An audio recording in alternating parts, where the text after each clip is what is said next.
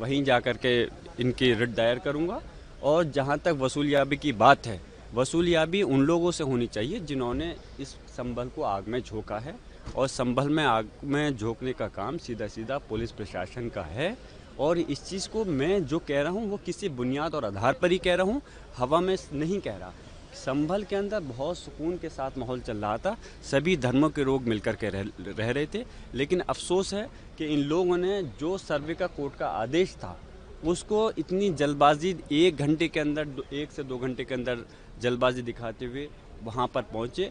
उसके बावजूद भी उसका पालन किया गया, लेकिन दूसरे सर्वे में भी आज लोग अपना कोऑपरेट कर रहे थे और सर्वे करा रहे थे। बाहर सिर्फ लोगों ने ये जानना चाहा कि आप सर्वे क्यों कर रहे हो दोबारा से, तो उसके एवज में उनको जवाब ज़ुबान से मिलना चाहिए था, लेकिन लाठियों से मिला और गोली चलाई। तो मैं यही चाहता हूँ कि इस प्रकार की घटनाएं, अब संभल के बाद में ये लोग अजमेर शरीफ पहुँच गए, कब तक कहाँ जा कर के रुकेंगी? ये क्या चाहते हैं? ये इस प्रदेश और देश के साथ में क्यों खिलवाड़ कर रहे हैं उसके कानून के साथ?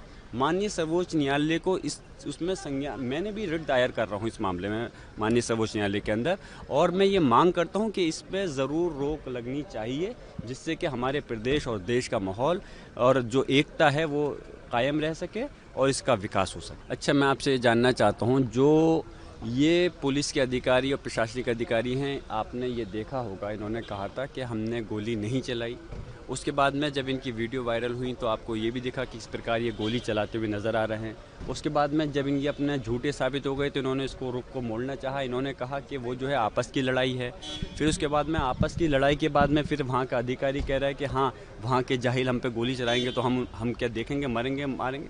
तो मैं ये चाहता हूँ कि कोई भी जनता का ऐसे वीडियो आपको नहीं मिलेगा जिसके पास में कोई हथियार हो, कोई गोली चला रहा हो। तो इसलिए इसकी रिकवरी भी, जो नुकसान हुआ है सरकारी प्रॉपर्टी का और प्राइवेट प्रॉपर्टी का, उसकी वसूलियाबी इन पुलिस के अधिकारियों से होनी चाहिए।